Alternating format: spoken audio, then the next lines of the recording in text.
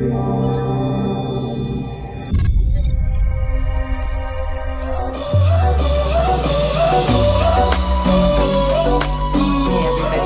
back to the Body Mass YouTube page. I'm Virginia, the owner at Body Mass, and today's video, I want to talk a little bit about what my post-show nutrition looks like. So if you've been following along, you guys know I just recently competed for the first time since having my baby a few months ago, and it actually was my 17th show. So not only have I been doing this for a while, but I've kind of gone through a lot of the different phases of competition as it relates to peak week, stepping on stage, and probably most importantly, what happens to your body after a show. So there's a variety of people who might be watching this video. Maybe you're somebody who's just interested in learning a little bit more about kind of the competition process, but don't have plans to compete. Maybe you're a seasoned competitor who just likes following along on other competitors' journeys. Or maybe you're somebody who's getting ready to compete for the first time or just has competed. And if so, I think this information will be especially important for you. First-time competitors are a really special type of person because when it's your first time competing, you're able to kind of go all in, focus 100% on this pinnacle, this moment of stepping on stage, and you really start to see your hard work pay off in your physique. You step on stage, you feel so good about yourself. You're at the leanest you've ever been. You're looking the best you've ever looked. And then you step off stage and it kind of just ends. And a trap that most of these first-time competitors fall into is swinging the pendulum so far the other direction. Everything was so rigid, so dictated, so calculated in prep from a nutrition standpoint, a cardio, a training standpoint. Now, all of a sudden, it's like you're completely lost. For those of you who do compete, I'm curious to hear kind of what was your first time post-show like from a nutrition standpoint. I know, I had a lot of struggles, and I can go into those in another video, but I'd love you guys to leave a little note in the comments about kind of the struggles you faced, just to see if other people kind of have faced something similar, or if there's people who are looking to compete and get started with the competition journey, they can kind of see what it's been like for others. So as I walk you through what my post-show nutrition looked like, there's a few things to keep in mind. Number one is I'm not saying this is the way you should eat post-show. I'm saying this is how I ate. This is an inside glimpse into what I'm doing with my nutrition. So I think that's important. The other thing that I thought would make it especially interesting is the fact that I was traveling. We had to go down to Tampa for a few days where our body mass composition testing location down in Tampa is to celebrate our 6-month anniversary. So I thought it'd be insightful to see kind of how eating on the road was. And most importantly, I hope this kind of shows you the balance between being able to eat some things that, taste good that maybe you wouldn't normally eat, but as well as balancing healthy, nutritious types of foods. All right, so I'm gonna kind of walk you through day by day, but before doing that, I wanna tell you a little bit about my thought process and what goes into post-show for me. The biggest thing that I've found is I don't like to go into a show or a post-show rather with this idea of, on Monday, I'm going to be back to my normal and I'm going to be back to tracking my macros strictly. So Sunday is a free-for-all or Saturday night is a free-for-all. I think that can really lead to a lot of detriment that I found myself when you set up this definitive endpoint, because you have just spent weeks and months prepping and being in a caloric deficit and not eating all the fun stuff, that inevitably that 24, 36 hour window becomes a complete gorge fest. And number one, that's terrible for your body in terms of going from one extreme to the other. But number two, psychologically, that's really gonna throw you off. And it also then kind of swings from this over-indulgence to back to deprivation. And because there's not necessarily a show right on the calendar, then it's easy to kind of swing back into that indulgence. So all of a sudden that pendulum really, really starts swinging. The way I like to treat post-show, if I don't have another show immediately on the books, like in the next week or 2 weeks after, but I like to treat it as a chance to enjoy things that I enjoy. For me, that's going out to restaurants, that's having cocktails, that's spending time with friends and family. That's what's really important to me. So I like to spend the week or so following a show, being able to do the things that I enjoy, thinking about why I enjoy it and what I'm doing. I also don't like to put limitations and restrictions on what I can or can't have at any point. If I put limitations and say, in 2 days I can't have this food, I am going to eat way too much in that moment. So my thought process is enjoying going out to dinner, enjoying time with friends and family, what's really nutrient dense that's gonna fuel my body well, and what are some kind of like fun treat things that I wanna have, but knowing, if I do wanna have that tomorrow as well, I can. So I'm not going to overkill now.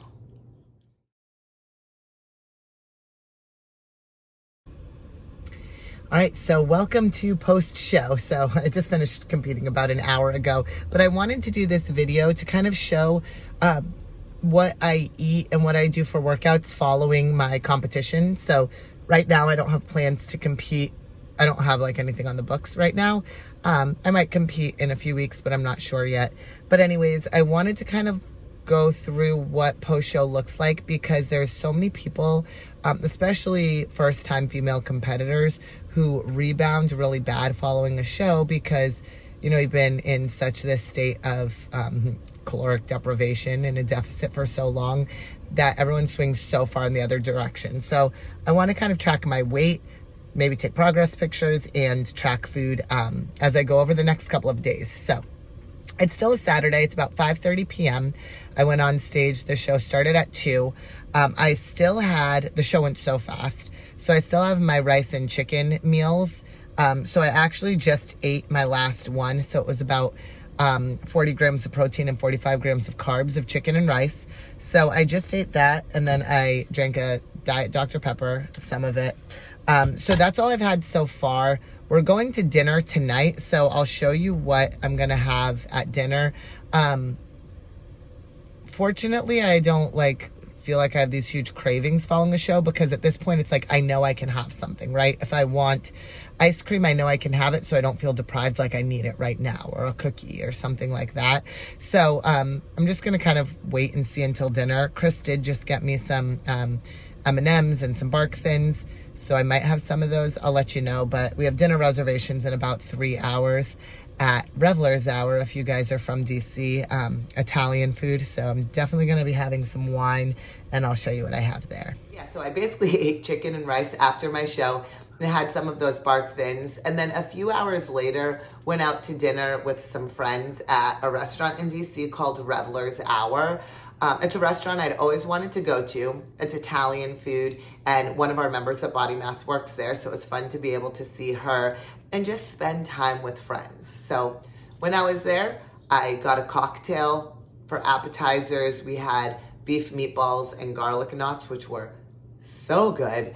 And then for dinner, I had a glass of wine with dinner, and then I had ordered a pork, I'm gonna mess up the name, but it was some Italian style of pork, but it was almost like a flattened pork chop with like a crusty coating on it. And it was served on this sauce that was so good, and it had, I wanna say it was pickled apricots on it, which sounds not very delicious, but it was such this good level of sweetness. So, that was something on the menu that looked good. I wasn't thinking about what I can or can't eat. I just wanted to eat something that looked good, wanted to enjoy time with my friends, and going out to a fun atmosphere.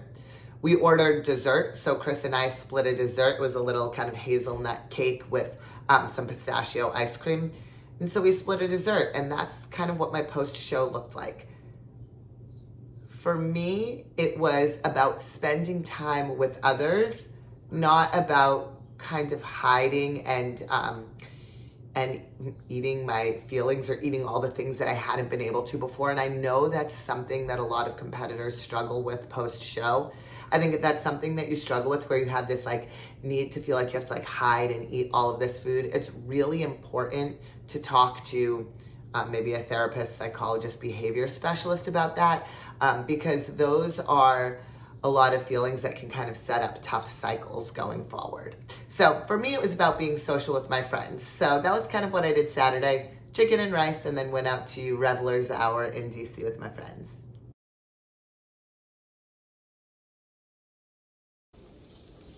Okay, so it's the morning after the show and I'm making breakfast. So I'm not going like crazy off my plan. I'm eating, a lot of the foods that I already have, which is a lot of my prep foods. So I'm having grits again. But I did put, if you can see, cheddar cheese in with my grits. And I did 2 whole eggs, and this is maybe about a little less than a cup of egg whites. I'm not measuring it, just kind of having what I have. But getting something that has some carbs, some protein, and more fat than what I'm used to. Plus coffee with a regular coffee creamer, again, that Chobani vanilla coffee creamer, which makes me happy. So this is my post-show breakfast. We're doing brunch later today, but it's more like lunch brunch. So it's a little after 7 a.m. and this is what I'm having. And then later that morning, we had plans to take the water taxi in DC from the District Wharf down to Alexandria for brunch. So I went with Chris and then one of my other good friends. And again, the idea was we wanted to be out. We wanted to enjoy the nice weather. It was over 80 degrees. It was sunny. It was just a great day to go do something fun, especially because I was taking a break from the gym, so I had a little bit more time to be able to do that. We went to Vola's Dockside Grill for brunch, and I ordered one of the tiki drinks off the menu. It was like tequila and passion fruit. Again, it's something that I like having cocktails. I like having something fun. So I had that drink. And then for my brunch, I had a tuna poke bowl for the table because when I was pregnant, I couldn't have raw fish, and I still feel like I'm a little bit in this sense of deprivation where whenever that's an option, I really want that. So we ordered tuna poke for us to share, and then I had eggs Benedict, which is just one of my favorite brunch foods. So again, my thought process of going into that is eating foods that I enjoy, that I don't normally get to eat, but not overindulging and not eating what's quote unquote junk just because it's junk and I haven't been able to have it. It's what do I really enjoy the tastes and flavors of. And then afterwards, because was almost 85 degrees, and you guys know me, we stopped and got some ice cream. So again, same thing. I ordered a small ice cream cone, not, some massive sundae eating to the point where I felt like I was going to explode. If I thought to myself, I can't have ice cream after today, then inevitably I would kind of go for something that's like way too big, way overindulgent, feel number one, physically sick, but number two, guilty about having that. And I just didn't want that. So if I know I can have ice cream tomorrow, then I'm okay with having a small ice cream cone today. So we got that before we headed back to DC. What flavor ice cream did you get? Orange chocolate chip. How is that? It's very good. And this is peanut butter fudge. We're in the alley with all the trash. Wow, okay. We got back to DC to the District Wharf. There's a fish market there, and I really enjoy getting fresh fish from the market. So we picked up some red snapper for dinner. So with dinner, we did kind of an arugula salad with red snapper and some wild rice that I'd had in the cabinet. So that was dinner. Fun to make, just kind of a nice, fresh, homemade dinner. And then for dessert, I had 2 cookies that my little 5-year-old nephew had made me for Easter. Because Easter was, at the start of peak week, I wasn't able to eat those cookies he brought over, so I saved them in the freezer. So it was fun to be able to eat those little decorated cookies from my almost 5-year-old nephew. All right. And then on Monday, Chris and I were heading off to the airport. So our flight was about 8:30. Because I wake up around 5 a.m., it was really important, obviously, to make sure that I had a good, solid breakfast so I wasn't going to the airport hungry and spending way too much money on something that's not the most nutrient dense at the airport. So went back to my grits and egg white with egg combo for breakfast before we headed out the door to the airport. So a couple of things when I'm traveling that are really important for me, and hopefully you guys find helpful, is I always travel with an empty water bottle so that as soon as I get through security, I can fill that up and drink plenty of water on the plane and not spend $8 on a bottle of water at the airport. So bringing a reusable water bottle with you on the plane is huge. I also like to bring snacks. I wasn't very prepared for this trip only because I feel like I've been, with the show running around like crazy. But I did bring a Quest bar, and then I grabbed a Greek yogurt, which again, I hate doing this at the airport because it's $4 for a Greek yogurt. But I got a Quest bar and a Greek yogurt for on the plane to have as a snack. And I just kind of eat that if I get hungry or when I get hungry on the plane. So Greek yogurt and a Quest bar for the plane. And then when we landed in Tampa, it was about lunchtime. And so Chris and I, just on our way to the body mass composition testing site down there, we went to this place called Cali, which I guess is like, California themed. They have bowls, they had flatbread pizzas, sandwiches. So I got a bowl, which this is kind of one of my favorite go-to lunch things. When I'm out and about, I really like something that's going to be a bowl with veggies, protein, and carbs. So the bowl I had seared tuna on it. I had it on a bed of soba noodles, so it was a little Asian-y with a soy sauce. There were some cucumbers, some scallions, some fried onion on the top. So it was a little bit of this Asian-y style bowl. In a perfect world, I wish it had more veggies on it, but it was good for what it was. And then we ordered chips and salsa as an appetizer. So had chips and salsa and a kind of like Asian-y California spin bowl for lunch on Monday. Okay, it's Monday after the show, and we are down here in Tampa. This palm trees, it's not what it looks like in DC. But we are celebrating the 6-month anniversary of body mass composition testing down here in Tampa. So we operate out of MI40 Gym. If you've never been there before, you really should go there.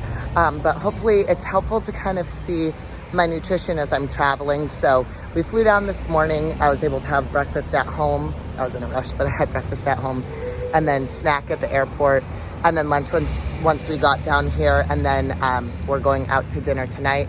And then tomorrow's a full day of working from 7 a.m. till 5 p.m. So you guys can kind of get a sense of that while we're on the road, but enjoying the palm trees for now. That night for dinner, we were going out with one of our friends in Tampa. So we went to a restaurant called Biblos, which is Mediterranean food. So started off with sangria, again, because I like to enjoy cocktails when I'm not on prep. So I had a sangria. And then for an appetizer, we ordered the Brussels sprouts, the cauliflower, and a ceviche to start. So again, kind of the stuff that I wasn't able to eat when I was pregnant. And then because I didn't get much of veggies at lunch, I knew I wanted more veggies with dinner. So we shared the Brussels sprouts, the cauliflower, and the ceviche to start. And then for my dinner, for my entree, I did the shish kebab.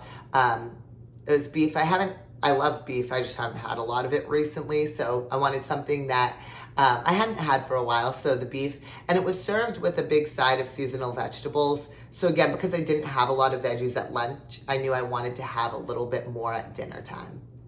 And then, of course, because it was a Mediterranean restaurant, there was hummus and pita on the side. So that's what I had for dinner. And then again, afterwards, Chris and I went out for ice cream because I enjoy being able to do that when I'm in a different environment. I like to try ice cream from different places. So we made a little pit stop in Tampa for some ice cream before we went back and went to bed.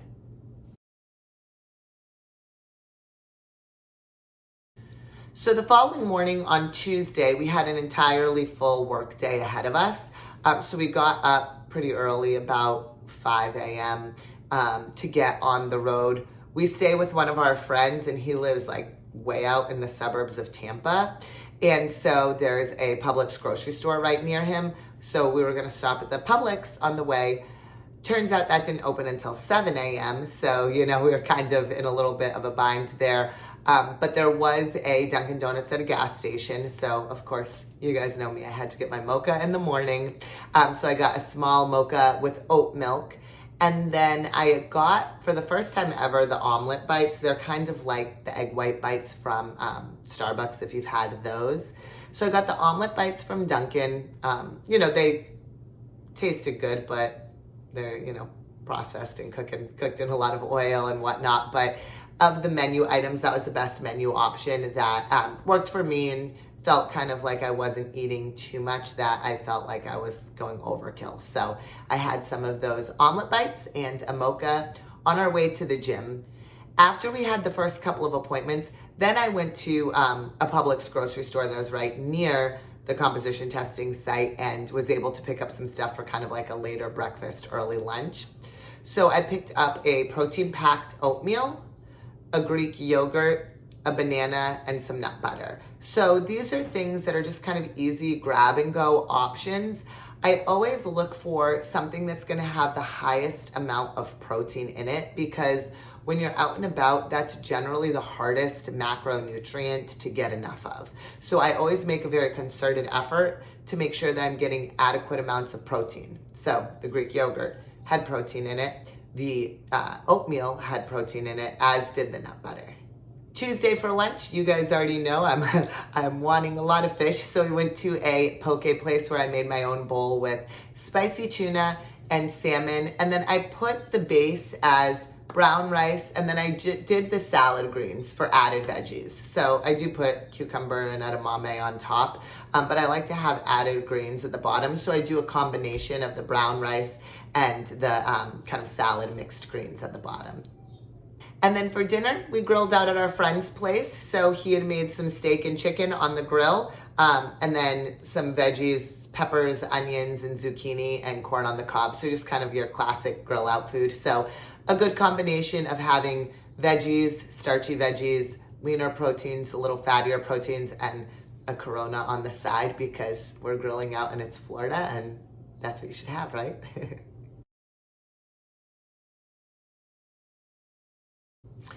All right, and then on Wednesday morning, the final day that I kind of tracked, we went and worked out earlier in the morning. We hit the road early, and again, I wasn't prepared. There were no grocery stores in the direction that we were driving. We came upon a small town, and literally the only thing that they had there was Burger King. So I ordered a Burger King breakfast burrito. It wasn't that bad. That's not what I would choose to eat normally, but when I was in a pinch, that seemed like the best option. It was filled with eggs and bacon and potatoes. So again, not ideal, but it's kind of what I had. And then after a heavier training session, we went out for lunch at Bar Taco. So they actually have those in DC, but we went to one, we were in Orlando, and again, ordered chips and salsa because that's one of my favorite go-tos. And then I had a pomegranate lemonade drink, so non-alcoholic, but something that's just a little bit fun and flavorful. And then I did a tuna bowl. So again, you guys could see there's a common thread of what I want after a show, but it was seared ahi tuna, and it was served with kind of this kimchi and vegetable escabeche and rice on the bottom. So something that I just really enjoyed the taste and the flavors of, to kind of have for lunch that day before we headed back to the airport. Back at the airport, I had my same Quest bar I had packed on the way up. I packed two of them, one for there, one for coming back. Got a little smushed. But then I also picked up some beef jerky from the airport, which is a better, more high protein packed snack option, but it's ridiculous how expensive it is at the airport. So I'm kind of mad at myself for not getting that ahead of time, but filled up my water, had my beef jerky and my Quest bar on the plane. And then when we got home, it was dinner time. And so again, wanted to make something for dinner that was just kind of more nutrient dense. So we made one of those bagged salads, the sweet kale one, and I added a bunch of arugula to it. And then we did some shrimp and potatoes in the air fryer just for an easy dinner fix. And then after dinner, I had one of those like big cup Reese's peanut butter cups in the freezer. My sister had just had a baby that day, so I actually took that with me to eat on the way as kind of a little dessert on the way to the hospital to go visit her and my new niece. So that's kind of what a couple days post-show looks like for me on the road. There are some choices, if I was to look back on it, that were better There's some choices that were worse. There are some things I would do differently in terms of being more prepared, but that's kind of a good overall summary. Hopefully you guys found this helpful. Again, if you're a new or first-time competitor, share below in the comments kind of what things that you face and you struggle with following a show from a nutrition standpoint. And I look forward to seeing you guys again in a new video. Take care, bye.